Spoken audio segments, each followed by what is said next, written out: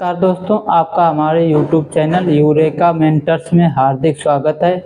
आज हम आपको पढ़ाने वाले हैं न्यू एनसीईआरटी 2025 और 26 सेशन की, जो गवर्नमेंट की तरफ से बनाई गई है इस साल यानी कि 2020 के अकॉर्डिंग। ठीक है, तो अगर आपको ये वीडियो पसंद लगे तो आप लाइक, शेयर और सब्सक्राइब कर सकते हैं। तो आज हम पढ़ेंगे क्लास 6 की जो एनसीईआरटी है उसका फर्स्ट चैप्टर है ये विज्ञान का अनूठा संसार। ये जो क्लास 6 की एनसीईआरटी है, क्लास 6 की एनसीईआरटी है, ठीक है। इस पुस्तक का नाम है जिज्ञासा। ठीक है, इस पुस्तक का नाम है जिज्ञासा। इस जिज्ञासा ही पुस्तक का ही फर्स्ट चैप्टर है, विज्ञान का अनूठा संसार। इसी को आज हम कंप्लीट करने वाले हैं, यानी विज्ञान का अनूठा संसार के बारे में, इस चैप्टर के बारे में बताया जाएगा कि साइंस क्या है, कैसे है, कैसे हम साइंस के बारे में सोच सकते हैं और क्या है। तो मनुष्य सदैव अपने आसपास के परिवेश के विषय में जानने के लिए उत्सुक रहता है। बचपन से ही हम अपने आसपास के क्षेत्र के बारे में खोजने लगते हैं और प्रश्न पूछने लगते हैं। विद्यालय के प्रारंभिक स्तर में पढ़ते हुए क्या आप अपने आसपास के परिवेश के विषय में पता लगाकर और खोजकर आनंदित हुए? मध्य स्तर में भी हम अपने आसपास के इस सुंदर विश्व को जानने और समझने की रोचक यात्रा की ओर अग्रसर होते रहेंगे और इसके लिए हमारे पास एक नया विषय है। क्या है? विज्ञान। ठीक है, जो नया विषय क्या है हमारे जानने के लिए, वो है विज्ञान। विज्ञान के इस अद्भुत संसार में आपका हार्दिक स्वागत है। मीन्स ये पुस्तक ये कह रही कि ये जो न्यू सब्जेक्ट है यानी नया विषय है वो कौन सा है? विज्ञान है। और इसी विज्ञान के विषय में आपका हार्दिक स्वागत किया जा रहा है। इसी के बारे में हम पढ़ेंगे कि क्या है विज्ञान। तो विज्ञान की ये परिभाषा यानी डिफिनेशन दी गई है। परिभाषा क्या दी गई है कि क्या है विज्ञान, उसका आपको आंसर यहाँ पर मिलेगा। ठीक है, तो विज्ञान क्या है? विज्ञान देखने की, सोचने की, समझने की और कार्य करने का एक सशक्त माध्यम है जो विश्व के रहस्यों की परतें खोलता है। बाकी सब्जेक्ट और भी हैं, लेकिन विज्ञान क्या करता है? जो विश्व के रहस्य हैं, जो नए नए रहस्य हैं जिन्हें आज तक नहीं जाना जा सका है, वो किसके थ्रू जाने जा सके हैं? सिर्फ विज्ञान के थ्रू ही जाने जा सके हैं। ठीक है, तो विज्ञान से ही हम क्या देखने की, सोचने और समझने और कार्य करने का एक सशक्त माध्यम है। इसी से हम क्या करते हैं? नए रहस्य खोजते हैं, यानी न्यू एक्सपेरिमेंट कर सकते हैं। यह एक रोमांचक साहसिक कार्य की तरह है जहां हम प्रश्न पूछते हैं। प्रश्न कहाँ पूछते हैं? विज्ञान से प्रकृति के विभिन्न आयाम खोजते हैं और यह समझने का प्रयास करते हैं कि ये सब आखिर होता कैसे है। विज्ञान क्या किसका आंसर देता है? इस चीज़ का आंसर देखता है कि आखिर कोई चीज़ इस धरती पर हो रही तो क्यों हो रही है और कैसे हो रही है, आखिर कैसे होता है। ये सब जानने के लिए सबसे महत्वपूर्ण है जिज्ञासा। ये सब चीज़ें कैसे जान पाएंगे? जब आप जिज्ञासु होंगे।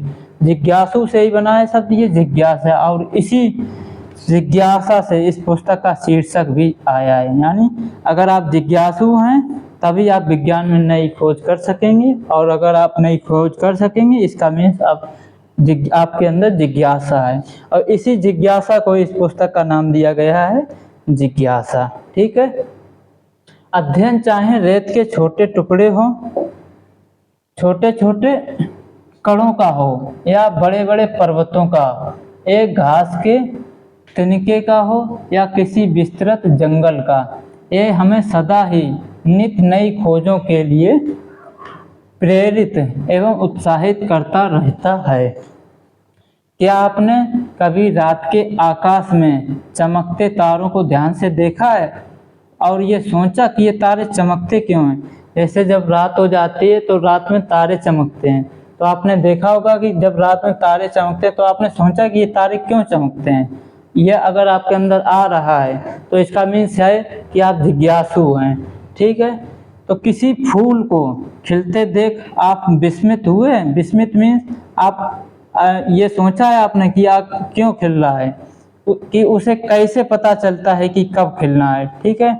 ये सब विज्ञान द्वारा उजागर होने वाले अनेक रहस्यों के कुछ उदाहरण मात्र हैं। मीन्स क्या है कि आप अगर ये चीज़ जान पा रहे हो, ये चीज़ें कैसे पता लगे कि रात में जो क्या नाम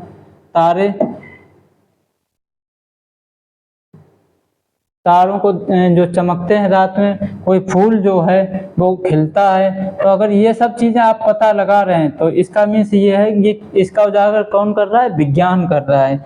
विज्ञान के थ्रू आप इसका उजागर कर सकते हैं, ठीक है। विज्ञान के बारे में सबसे रोचक बात यह है कि ये सर्वत्र है। मीन्स सर्वत्र मीन्स सभी जगह, सभी जगह, चाहे आप कहीं पर भी हो, कोई भी जगह हो, चाहे आप आकाश में हो, पाताल में हो, पानी में हो, वन में हो, जैसे ये यहाँ पर पर्वतीय क्षेत्र में, कहीं पर भी हो आप, विज्ञान हर जगह आपको मिलेगा, ठीक है। महासागर की गहराइयों से लेकर अंतरिक्ष की व्यापकता तक, यानी महासागर में भी आपको मिलेगा और कहाँ पर मिलेगा? अगर आप अंतरिक्ष में चले जाते हैं तो वहाँ पर, क्यों अंतरिक्ष व्यापकता मीन्स बहुत व्यापक है, यानी बड़ा है बहुत, हमारे और आपके देखने से भी नहीं दिखाई देता, इतना बड़ा है। तो अंतरिक्ष की व्यापकता तक, और रसोई में जो पक रहे व्यंजनों मीन्स होता है खाना, यानी जो हम भोजन करते हैं उसी को व्यंजन बोल सकते हैं या खाना बोल सकते हैं, ठीक है। तो व्यंजनों से लेकर खेल के मैदान तक, जहां हम लोग और आप, खेल के मैदान उसी को बोलते हैं जहां हम खेल सकते हैं। सबसे महत्वपूर्ण, सबसे अभूतपूर्व खोज ऐसे ही अकल्पनीय स्थानों में हुई है।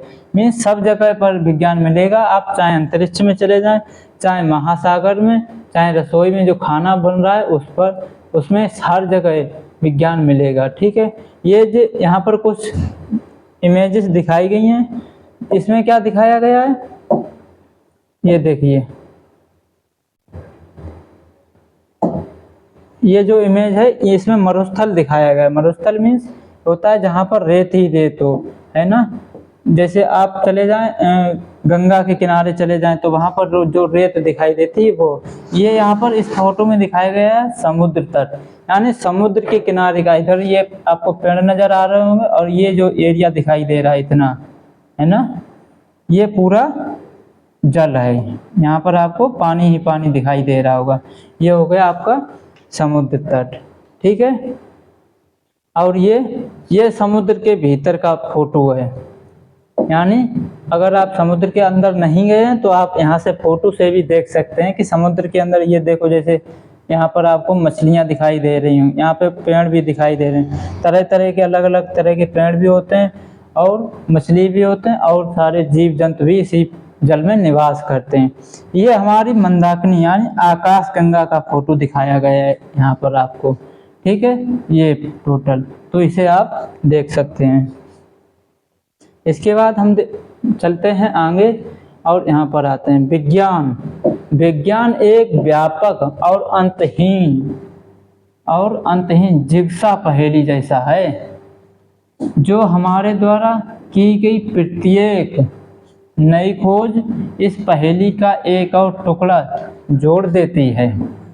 और आपको पता है कि यही तो इस पहेली की सबसे अच्छी बात है, इसकी कोई सीमा नहीं, यानी कोई लिमिट नहीं है कि कब तक इस पहेली में जुड़ती रहेंगी नई नई चीज़ें, कि हम क्या क्या खोज सकते हैं। अभी कोई पता ही नहीं कि हम और कितनी चीज़ें, जबकि हम लोग इस 2025 में आ गए हैं, इतनी सारी नई चीज़ें खोज चुके हैं, लेकिन अभी भी इसमें बहुत सारी चीज़ें हम खोज रहे हैं और आगे भी खोजी जाएंगी।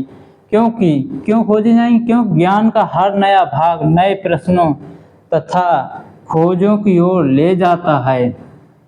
हम कभी कभी देखते हैं कि इस पहेली का एक टुकड़ा गलत स्थान पर जोड़ दिया गया है और उसे वहां से दूसरे स्थान पर ले जाने की आवश्यकता है। नई खोजें प्रायः विश्व के बारे में हमारी समझ बढ़ाती हैं, मीन्स जो भी नई खोजें होती हैं उससे हमें क्या होता है, अपने विश्व के बारे में जानने में सहायता मिलती है और हम उससे पता करते हैं कि क्या है क्या नहीं, पूरी जानकारी हम उसी से ले सकते हैं। आप जैसे जैसे यह पुस्तक पढ़ेंगे आपके सामने अनेक रोचक विचार आएंगे। क्यों आएंगे? क्योंकि आप जिज्ञासु हैं, ठीक है, इसीलिए आपके नए नए विचार आएंगे, यानी आप नया नया कुछ सोचेंगे, आप कई नए प्रयोग करेंगे, ठीक है, एक्सपेरिमेंट भी करेंगे जो आपको विचार करने को प्रेरित करेंगे। और आप यह भी जानेंगे कि हमारे दैनिक जीवन में ये सब कैसे उपयोगी हैं। अनुमान लगाइए कि जब हम नई नई खोज करेंगे तो क्या होगा, ठीक है, नई नई खोज करेंगे तो क्या होगा, तब हमें ये समझ आने लगेगा कि ये सभी विचार एक दूसरे से जुड़े हुए हैं। मीन्स ये है कि अगर आप नई नई खोज करेंगे तो आपको पता लगेगा कि ये जितनी भी खोजें हो रही हैं आपस में एक दूसरे से जुड़ी हुई हैं, ठीक है।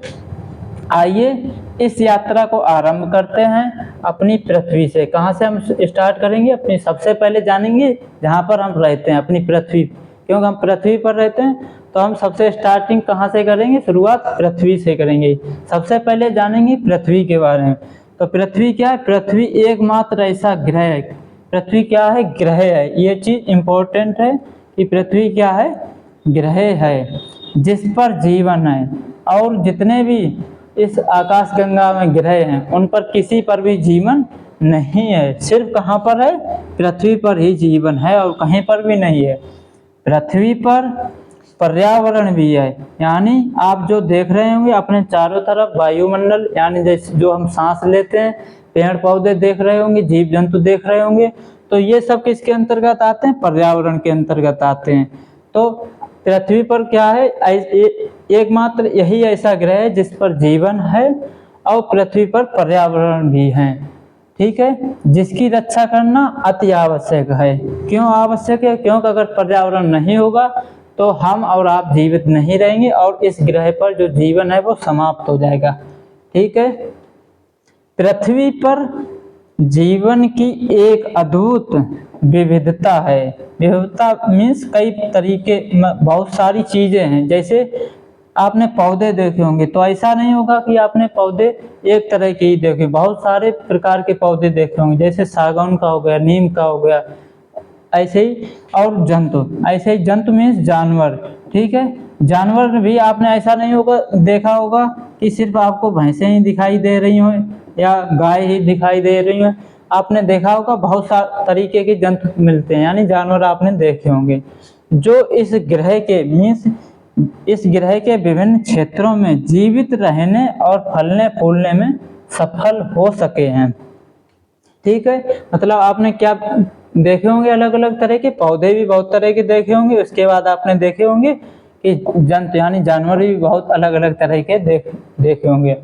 आपने किसी बीज को एक पौधे में, ठीक है, जैसे, और किसी इल्ली को यानी कैटरपिलर को एक सुंदर तितली में परिवर्तित होते देखा है। मतलब ये मीन्स ये कह रहा है कि जैसे हम लोग क्या करते हैं, खेतों में कोई बीज बो देते हैं, जैसे गेहूं को क्या किया जाता है? गेहूं को खेत में बो दिया जाता है, ठीक है, तो उसका जो बीज होता है वही तो बो दिया जाता है। अब बीज क्या रहता है? वो बन जाता है पेड़ का पौधा बनता है छोटा, और उसे ही पौधा ही धीरे धीरे बड़ा ग्रोथ होकर पेड़ वो बन जाता है, क्या नाम, पूरा गेहूं का पेड़ बन जाता है, पौधा बन जाता है, ठीक है। ऐसे ही किसी इल्ली में, इल्ली ये आप तब समझेंगे जब हायर क्लास में जाएंगे। इल्ली जो रहता है ये इसमें यहाँ पर फोटो दिखाया गया है,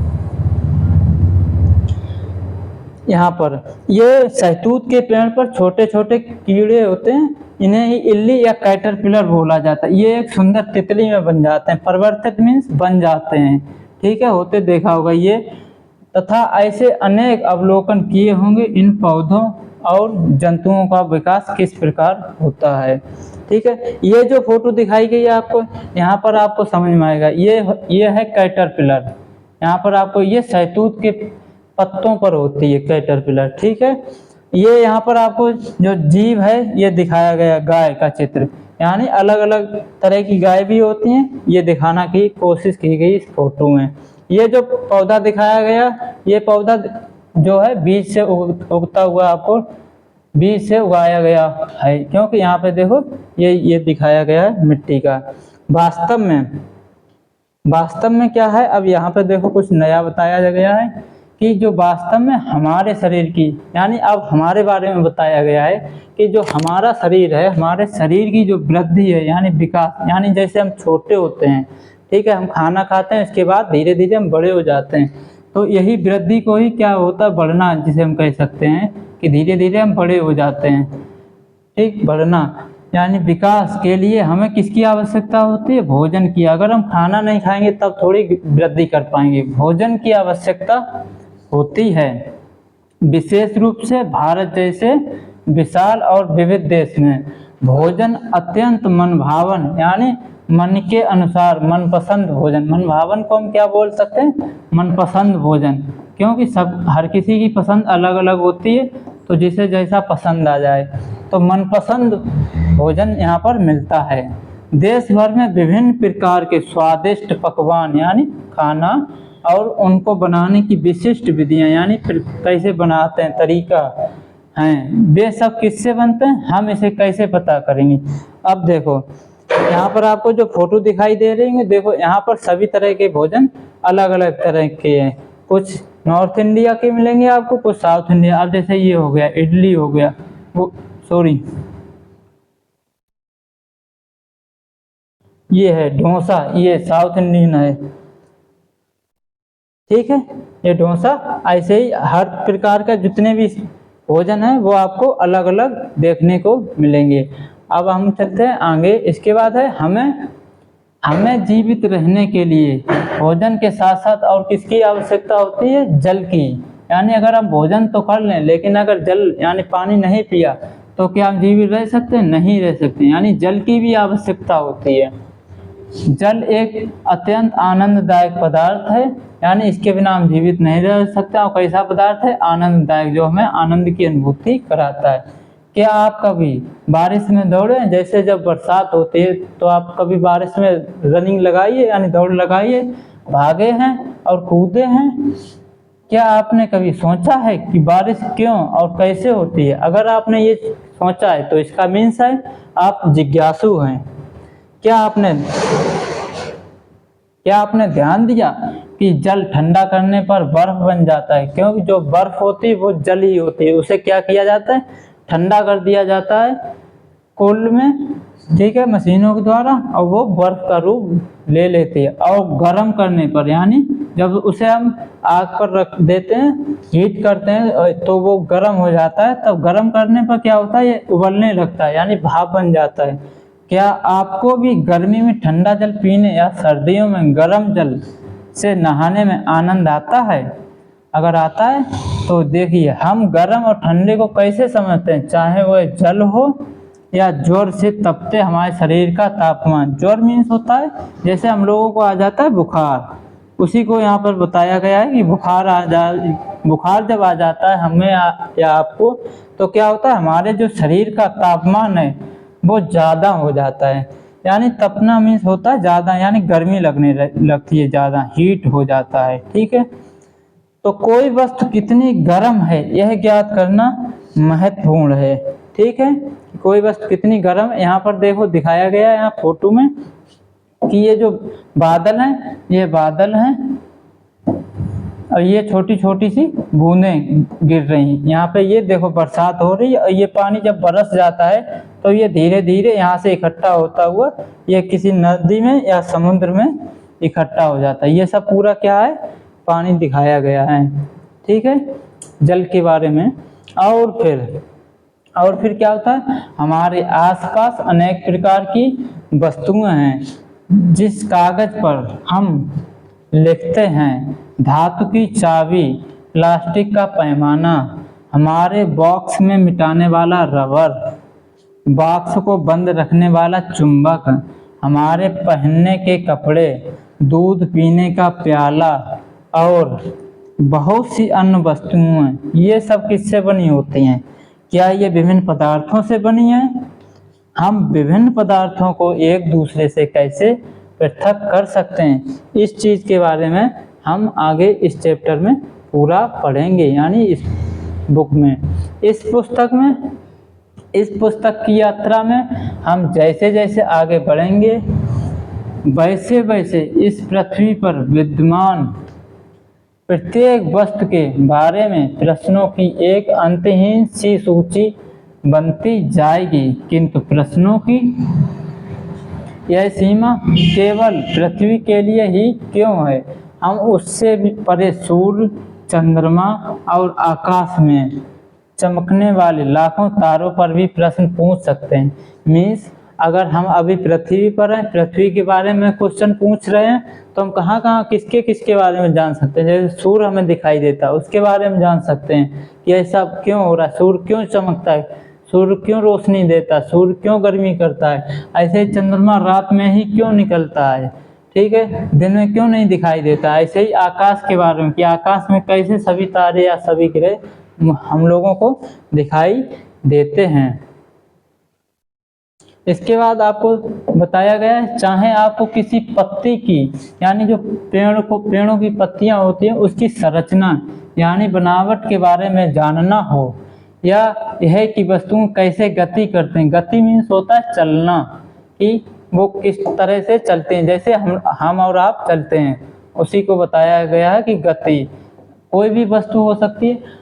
या यह कि मूंगफली के छिलके को कैसे अलग करते हैं। जैसे मूंगफली को क्या किया जाता है, छिलके को अलग किया जाता है, उसके अंदर का दाने को खाया जाता है ना।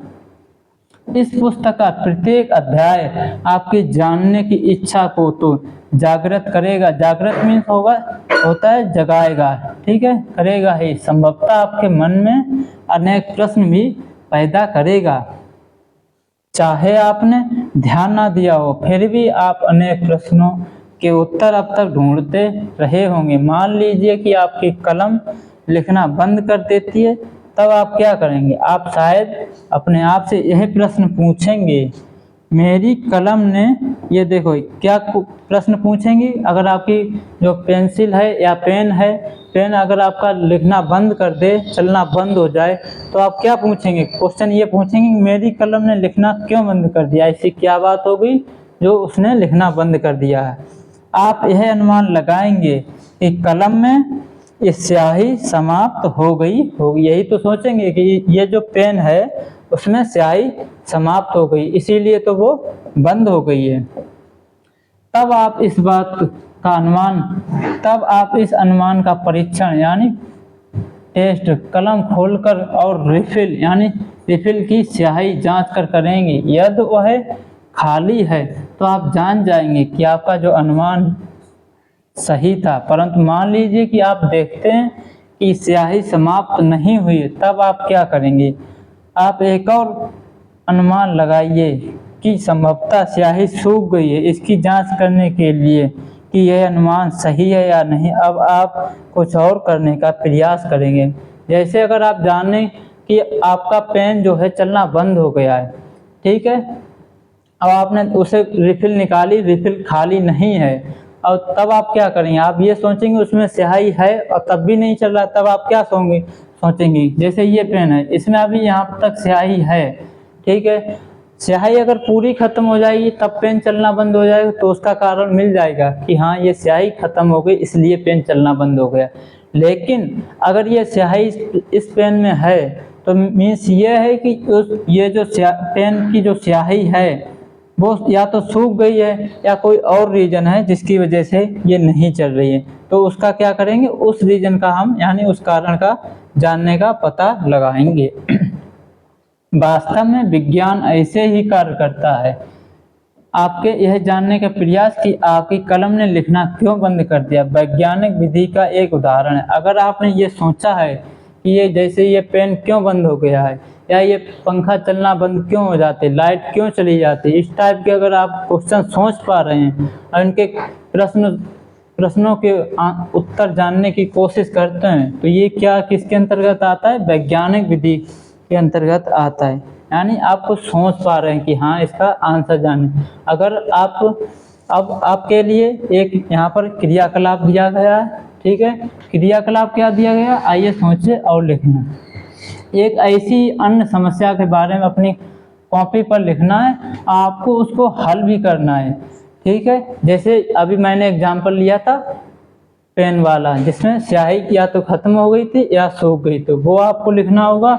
उसके बाद ये लिख लेने के बाद हल भी जान लेना होगा। उसके बाद करना होगा आपने किन चरणों का पालन किया, कैसे कैसे आपने ये उसका आंसर जाना है, ये भी लिखना होगा, ठीक है। अब चलिए आगे चलते हैं। विज्ञान केवल तथ्यों एवं आंकड़ों को याद करना अथवा केवल प्रयोग करना नहीं है। विज्ञान चरण दर चरण प्रक्रिया का पालन करते हुए हमारे प्रश्नों के उत्तर ढूंढने में सहायक होता है। वे कौन से चरण हैं जिनका हम अनुपालन कर सकते हैं? कौन कौन से चरण हैं जिनका हम अनुपालन कर सकते हैं, उनके बारे में ये बताया गया है यहाँ पर। तो देखिए आप मेरे साथ साथ देखिए। सबसे पहले क्या करना है आपको कि जो हमें रुचिकर लगता है, यानी हमारे मन को पसंद आता है या जिसे हम समझ नहीं पाते हैं, हम उसका अवलोकन करते हैं, यानी उसको हम देखते हैं कि ऐसा क्यों हो रहा है। उसके बाद ये तो नंबर 1 हो गया। नंबर 2 क्या करना होता है, यह हमें अचंभित करता है, यानी हम अचंभित हो जाते हैं कि अरे ऐसा क्यों हो रहा है, और शायद हम उसके बारे में एक प्रश्न सोचने लगते हैं कि अगर हम अचंभित हो गए तो हम सोचेंगे कि ऐसा क्यों हो रहा है।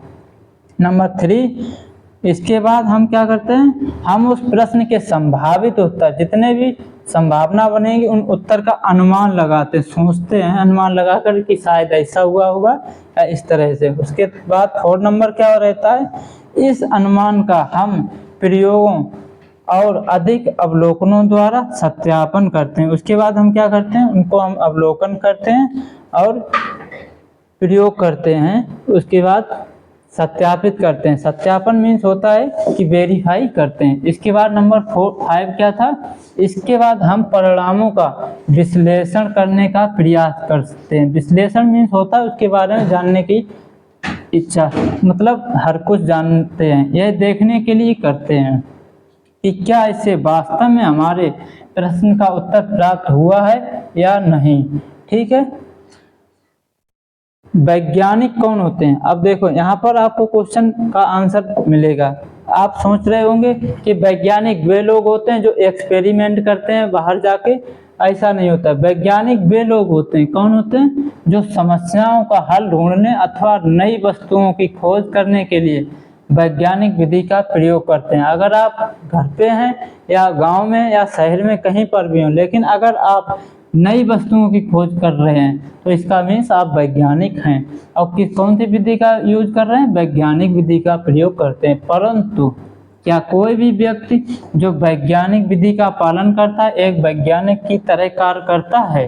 जैसे भोजन पकाने वाला व्यक्ति यह सोचकर हैरान हो सकता है कि दाल कुकर से बाहर कैसे निकली, क्या कुकर में बहुत अधिक पानी था।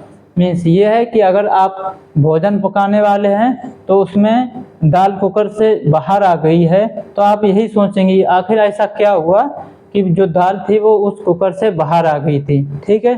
तो अगर ऐसा आप सोच रहे हैं तो इसका मीन्स है कि आप वैज्ञानिक विधि का यूज कर रहे हैं, ठीक है। साइकिल की जो मरम्मत करने वाला होता है व्यक्ति, उसके बारे में सोचिए, जो ये ढूंढने का प्रयास कर रहा है कि टायर से हवा कैसे निकली, हवा जो है कहाँ से बाहर निकल गई, या कोई विद्युत ठीक करने वाला व्यक्ति ये ढूंढने का प्रयास कर रहा है कि विद्युत बल्ब क्यों नहीं जल रहा है। विद्युत मीन्स बिजली जो हमारे आपके घर पे आती है उसी को बोलते हैं विद्युत या बिजली, ठीक है। यानी जो ये देखो यहाँ पर आपको फोटो में दिखाया गया है, ये जो क्या नाम साइकिल ठीक करने वाला है, इस पहिए में हवा निकल गई तो वो क्या सोचता है, यही तो सोचता है कि यहाँ पर इस टायर से हवा कैसे निकल गई, ठीक है। तो इसमें ये इसका पता लगाने की कोशिश करता है, दोबारा हवा इस पूरी प्रोसेस का पालन करता है। ऐसे ही जो कोई व्यक्ति बिजली अगर हमारे आपके घर में चली जाए तो हम लोग क्या करते हैं, ये ढूंढने का प्रयास करते हैं कि ये बल्ब क्यों नहीं जल रहा है, ठीक है। क्या कोई समस्या यानी प्रॉब्लम बल्ब में है या स्विच में? जब हम प्रश्न पूछने और उनका उत्तर ढूंढने का प्रयास करते हैं तो एक तरह से हम सभी वैज्ञानिकों जैसा कार्य करते हैं। मीन्स ये कह रहा है जैसे अगर आपका बल्ब नहीं जल रहा है तो हो सकता है कि आपका बल्ब खराब हो गया, हो सकता है तार है वो कट गया हो, या कोई और प्रॉब्लम हो, या स्विच में कुछ प्रॉब्लम हो गई हो। तो ये चीज़ें अगर आप सोच रहे हैं तो क्या करते हैं कि ये हम सभी कार्य किसके जैसे करते हैं, वैज्ञानिकों की तरह करते हैं। इसके बाद आपके लिए एक और क्रियाकलाप दिया गया है, इसे आपको घर पे करना होगा। कौन सा करना होगा, आप जो दैनिक जीवन की ऐसी एक परिस्थिति का वर्णन करें अपनी कॉपी में जहाँ कोई व्यक्ति वैज्ञानिक विधि, ठीक है, का अनुसरण करता है। अनुसरण मीन्स होता है पालन करता है, ठीक है। मीन्स वैज्ञानिक विधि के द्वारा उस चीज को वो समस्या देखता है, उस समस्या का हल जानने का प्रयत्न करता है, उसी को हम देखेंगे। इसके बाद आता है क्या आपने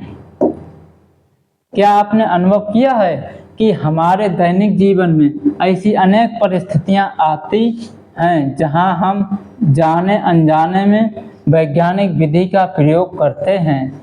हम सभी एक सीमा तक वैज्ञानिक विधियों का अनुप्रयोग करते हैं जो हमें हमारी बड़ी समस्याओं को हल करने एवं ब्रह्मांड के रहस्यों का समाधान निकालने की क्षमताओं को बढ़ाती है। यह समझना आवश्यक है कि विज्ञान को समझने और सीखने के लिए जिज्ञासु होना, जो मैंने आपको बताया था, और आसपास के वातावरण का अवलोकन करना मीन्स उसको देखना करना सर्वोपरि है। ये बहुत मीन्स जरूरी है। जब हम जिज्ञासु होते हैं तब हम प्रश्न पूछने लगते हैं कैसे और क्यों। यही आपको 2 क्वेश्चन करना रहता है कि अगर कुछ जैसे लाइट का बल्ब जो है वो बंद हो गया है तो उसका सबसे पहले क्या क्वेश्चन करना, कैसे बंद हो गया और क्यों बंद हो गया। ये जो 2 क्वेश्चन आप पुट कर रहे हैं तो इसका मीन्स है आप जिज्ञासु हैं। स्मरण रखिए मीन्स याद रखिए कि यह जो संसार है वस्तुओं का एक भंडार है, यानी बहुत सारी इस वस्तुएं हैं इस संसार में, यानी इस पृथ्वी पर विद्यमान हैं, और हम नहीं जानते कि और भी कितनी ही वस्तुएं हैं जिन्हें हम खोजना अभी शेष है। इतनी सारी वस्तुएं खोजने के बाद भी अभी भी बहुत सारी ऐसी वस्तुएं हैं जिनको अभी खोजना बाकी है, अभी भी खोज जारी है और बहुत सारे वैज्ञानिक खोज रहे हैं। इसके बाद एक और आपके लिए क्रियाकलाप दिया गया है 3rd। इसमें क्या करना है, यदि आपको किसी वस्तु या घटना के बारे में प्रश्न पूछना है कि ये क्यों होते हैं, तो उसके बारे में आप क्या प्रश्न पूछेंगे, मीन्स ये कैसे क्वेश्चन करेंगे, ठीक है। आप अपने प्रश्न का उत्तर किस प्रकार खोजेंगे ये लिखने का प्रयास कीजिए अपनी कॉपी में, ठीक है। अब यहाँ से स्टार्ट करते हैं।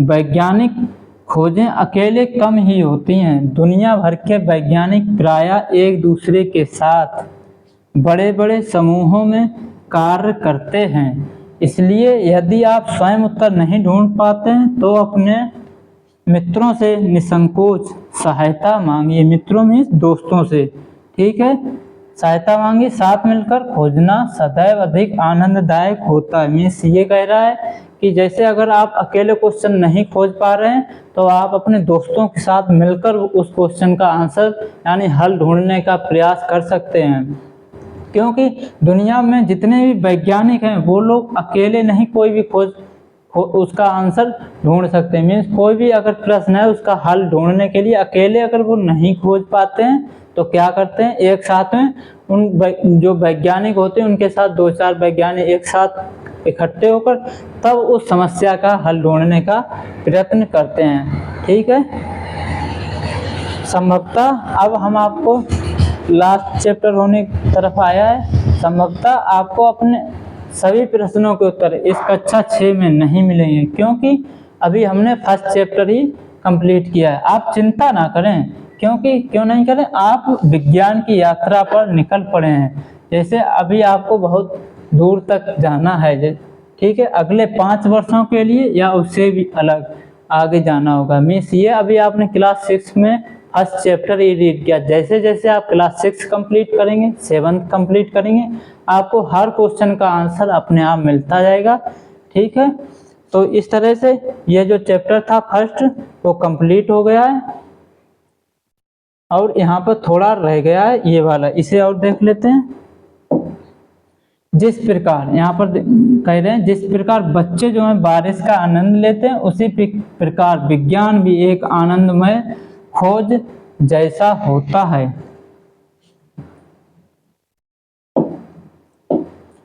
विज्ञान की इस यात्रा का आनंद लें और खोज करते रहें। ब्रह्मांड के अद्भुत रहस्यों के बारे में सोचना कभी भी बंद ना करें और प्रश्न पूछते रहें। क्या आप विज्ञान की इस रोमांचक यात्रा पर निकलने के लिए तैयार हैं? आइए इसे आरंभ करते हैं। ठीक है, तो यहाँ पर दिया गया है एक क्वेश्चन आपके लिए। बुद्धिमान होने के लिए आपको प्रश्न पूछने वाला बनना आवश्यक है। अगर आप बुद्धिमान बनना चाहते हैं, अगर आप जिज्ञासु बनना चाहते हैं, तो आप क्वेश्चन करना होगा। और कौन सा क्वेश्चन करना होगा? कोई भी जो समस्या होगी उसका सिर्फ 2 क्वेश्चन पुट कीजिए, क्या और कैसे, क्यों और कैसे, ये 2 क्वेश्चन आप पुट करेंगे तो उसका आपको हल जानना होगा। और जब आप हल जानने की कोशिश करेंगे तो आप वैज्ञानिक विधि का प्रयोग करेंगे, और आप अगर वैज्ञानिक विधि का प्रयोग कर रहे हैं तो इसका मीन्स आप वैज्ञानिक बनने की ओर अग्रसर हैं। धन्यवाद।